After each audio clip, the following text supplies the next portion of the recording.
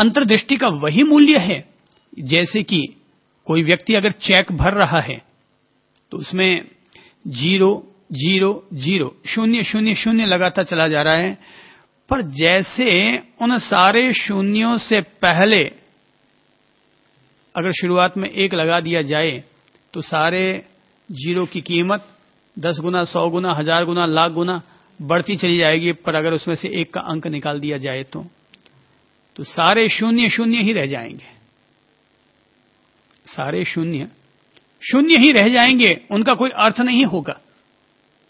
वो 0 थे, 0 ही रह जाएंगे, पर 1 का अंक अगर उनके साथ लग जाए तो सारे 0 हीरो बन जाएंगे, सभी मूल्यवान हो जाएंगे। ऐसे ही अगर हमारे जीवन में भी हमारी अंतर्दृष्टि, हमारी सोच, हमारा नजरिया अगर धर्ममय है, अगर शांतिमय है, अगर पवित्र है, अगर अध्यात्ममय है, तो हमारे जीवन के प्रत्येक पहलू, प्रत्येक सिद्धांत, प्रत्येक कदम हमारे जीवन का कल्याण करने वाले हो जाएंगे। महावीर ने अपने हिसाब से सम्यक दर्शन का अर्थ निकाला है, बताया है। वो कहते हैं दर्शन अगर सही होगा तो तुम्हारा विश्वास भी सही होगा, दर्शन अगर सही होगा तो तुम्हारी श्रद्धा भी सही होगी। अच्छे विश्वास को जन्म देने के लिए, अच्छी श्रद्धा को जन्म देने के लिए व्यक्ति का दर्शन, व्यक्ति की दृष्टि ठीक होनी जरूरी है। बगैर विश्वास की दुनिया को जिया ही नहीं जा सकता, तो परमात्मा को कैसे जी सकते हैं। आज यदि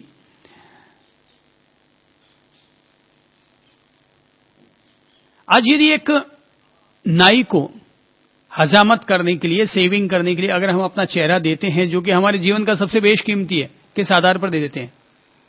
विश्वास के आधार पर कि हमारी सही शेविंग कर लेगा। अगर हमारे पास कार है और कार को अगर हम ड्राइवर देते हैं, ड्राइवर अगर कार चला रहा होता है तो एक मालिक, अरबपति मालिक भी एक 5000 रुपए की नौकरी करने वाले व्यक्ति को अपनी कार संभला देता है और खुद पीछे बैठ जाता है। टकराएगा तो वो, अगर टकराएगा तो उसकी औकात 5000 की जितनी समझेंगे, पर आपकी औकात तो 1 करोड़ की होगी। मगर फिर भी विश्वास के बलबूते हम उसको अपनी जिंदगी सौंप दिया करते हैं। विश्वास के बलबूते पर ही तो हम लोग पत्नी या स्त्री को अपने जीवन का सबसे बड़ा आधार समझ लेते हैं। तो कुल मिलाकर बगैर विश्वास के दुनिया जी कैसे पाएगी। तो कहते हैं विश्वास पैदा होगा तभी जब व्यक्ति का दर्शन सम्यक होगा। तो कुल मिलाकर सही सही देखो, सुंदर सुंदर देखो। गलत दृश्य अगर सामने उभर के भी आ जाएं तो अपनी आंखों के सामने संयम ले लो और सही सही देखने का प्रयत्न करो। ये सारा संसार स्वर्ग जैसा है, ये सारा संसार हमारे लिए मुक्ति का आधार है। अगर हम लोग मुक्ति के भाव से इस संसार को देखेंगे तो हमें इस संसार में कहीं भी कोई बाधा नजर नहीं आएगी और व्यक्ति यही बोध प्राप्त करेगा कि ये संसार एक भाड़े के घर की तरह है, हम लोग यहां आते हैं और चले जाया करते हैं। तो आत्मदृष्टि के साथ, अंतर्दृष्टि के साथ, तत्व दृष्टि के साथ इस संसार को समझना, इस शरीर को समझना, इसी का नाम है सम्यक दर्शन।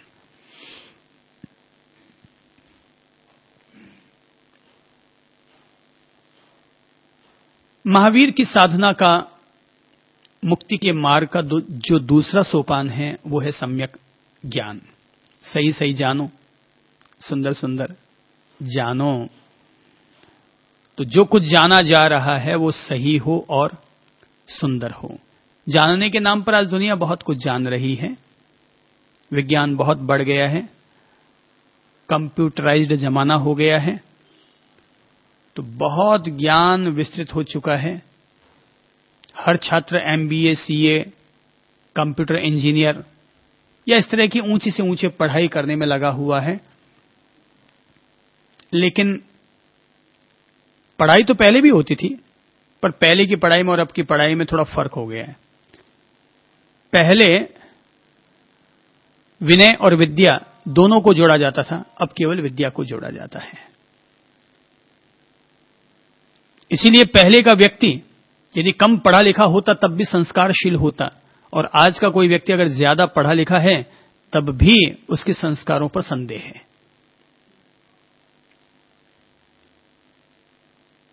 आजकल व्यक्ति पैसा तो बहुत कमा रहा है, लेकिन घर टूट रहे हैं, परिवार टूट रहे हैं, भाई भाई आपस में टूट रहे हैं। एक भाई भाई को निभाने को तैयार नहीं है, क्योंकि हम सब बड़े हो गए हैं, ज्यादा पढ़ लिख गए हैं, ज्यादा पैसे वाले हो गए हैं, तो इसने कई तूफान खड़े कर दिए हैं। तो पहले भी पढ़ाई होती थी, अब भी पढ़ाई होती है। पहले दृश्य और दृष्टा दोनों पर जोर दिया जाता था, अब केवल दृश्य पर जोर दिया जा रहा है। पहले जो पढ़ाई होती थी उसमें जीवन और जगत दोनों पर जोर दिया जाता था, अब केवल जगत पर जोर दिया जा रहा है।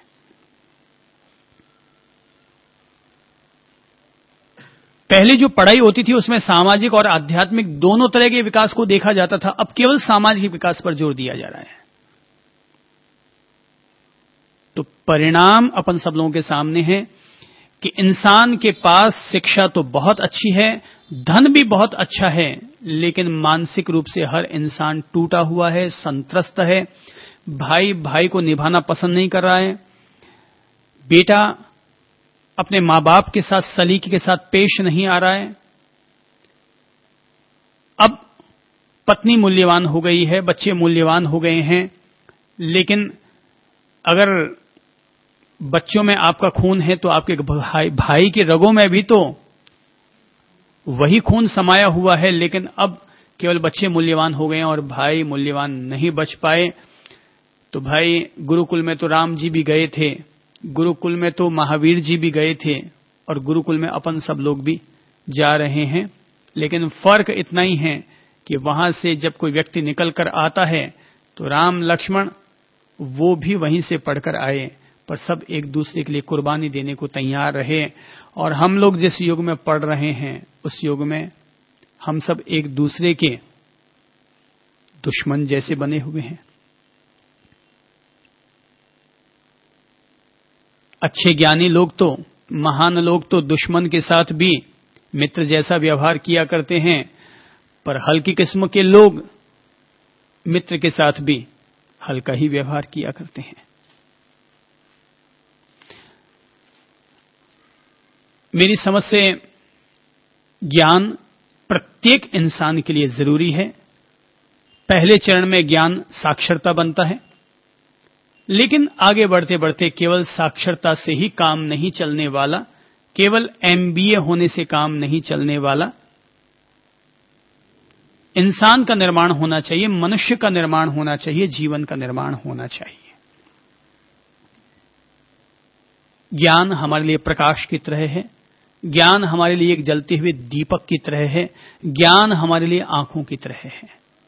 कि जैसे शरीर में आंख सर्वाधिक मूल्यवान है, वैसे ही जीवन में ज्ञान सर्वाधिक मूल्यवान है। अज्ञानी का क्या अर्थ, अज्ञानी की क्या औकात।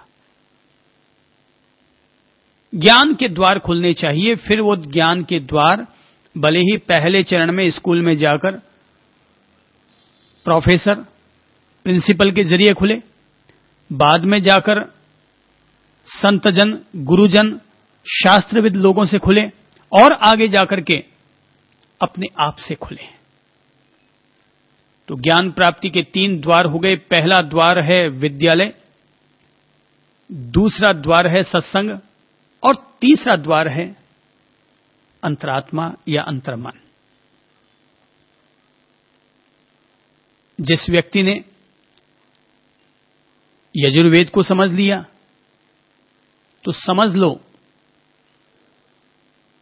कि उसने ऋषियों मुनियों का सारा ज्ञान अर्जित कर लिया। जिसने सामवेद को समझ लिया तो समझ लो कि उसने देवी देवताओं को आकर्षित करने का, आमंत्रित करने का तरीका सीख लिया। जिसने अथर्ववेद समझ लिया उसने सारे वेद समझ लिए, पर ये सारे वेद पढ़कर के भी व्यक्ति का निस्तार नहीं होने वाला। व्यक्ति का असली निस्तार तभी होगा जब व्यक्ति एक और वेद का अध्ययन करेगा, और वो है अंतर्वेद। स्वयं के अंतर्घट को जब वह जानेगा, पहचानेगा, उसमें स्थित होगा, तो ही वह सच्चा वेदज्ञ, सच्चा ज्ञानी कहलाएगा। कबीर ने कहा है कि करनी करे सो पूत हमारा, करनी करे सो पूत हमारा। जो अच्छा काम करेगा वो हमारे लिए पुत्र के समान है। करनी करे सो पूत हमारा, कथनी करे सो नाती। जो अच्छे वचन बोलता है, ज्ञान की अच्छी बातें करता है, वह व्यक्ति मेरे लिए दोहिते के समान है। तो करनी करे सो पूत हमारा, और करनी करे सो पूत हमारा, कथनी करे सो नाती। रहणी रहे सो गुरु हमारा, हम रहणी के साथी। रहणी रहे सो गुरु हमारा, लेकिन जो रहता है अपने आप में, जो रहता है अपने आप को जो जानता है, अपने आप में जो स्थित रहता है, उस आत्म स्थित प्रज्ञ व्यक्ति को उन्होंने गुरु की संज्ञा दी कि जो केवल अच्छे कर्म करता है वह व्यक्ति हमारे लिए पुत्र के समान है। जो अच्छे वचन बोलता है वो हमारे लिए दोहिती के समान है, नाती के समान है। लेकिन जो आदमी आत्म स्थित रहता है, आत्मज्ञानी बन जाता है, वो हमारे लिए गुरु के समान है। और हम किसके साथ रहना पसंद करेंगे? बोले गुरु के साथ रहना पसंद करेंगे, किसी को गुरु बनाना पसंद करेंगे, न कि किसी को बेटा और दोहिता बनाना। बहुत अच्छा दोहा है ये कि करनी करे सो पूत हमारा, कथनी करे सो नाती। रहनी रहे सो गुरु हमारा, हम रहनी के साथी। तो हम किसके साथ रहना पसंद करेंगे? कौन है हमारा असली मित्र? कि जो आत्म स्थित रहता है, अपने आप में जो बसा हुआ रहता है, वही सच्चा ज्ञानी है। अपने आप को जानना, इससे बड़ा व्रत क्या होगा? इससे बड़ी तपस्या क्या होगी? इससे बड़ी साधना क्या होगी कि व्यक्ति अपने आप को जानने में लगा हुआ है। तो हमारा फर्ज होता है कि अगर शरीर है तो हम शरीर को भी जाने, वाणी है तो वाणी के मर्म को भी समझे, मन है तो मन के तत्व को भी समझे। इसी को समझने के लिए तो अपन ध्यान करते हैं कि व्यक्ति धैर्यपूर्वक अपने शरीर की संवेदनाओं को समझे, धैर्यपूर्वक अपनी वाणी को मौन रखे, धैर्यपूर्वक अपने चित्त के संस्कारों को समझे। ध्यान का मतलब हुआ धैर्यपूर्वक अपने आप को जानना। क्या ध्यान का मतलब होता है? धैर्यपूर्वक अपने आप को जानना। अधीरता के साथ, जल्दबाजी में कभी ध्यान नहीं होता, क्योंकि जल्दबाजी में व्यक्ति अपने आप को नहीं जान सकता, सेल्फ इंक्वायरी नहीं कर सकता। धैर्यपूर्वक बैठेगा तो वह अपनी अनुपश्यना और विपश्यना कर सकेगा। तो दूसरा पहलू है, और वो है व्यक्ति धैर्यपूर्वक अपने आप को जाने, सही सही जानो, सुंदर सुंदर जानो। खुद को भी जानते हो तो सही सही पूरी तरह जानो, और दुनिया को भी अगर जान रहे हो तो सही सही जानो और सुंदर सुंदर जानो। हर चीज को जानने का प्रयत्न मत करो, कचरे का ज्ञान करके भी क्या कर लोगे। सही तत्व को जानने का प्रयत्न करो। शास्त्र कहते हैं जेण तच्चम विभुज्य जेण चित्तम निरुज्यते। जेण तच्चम विभुज्य जेण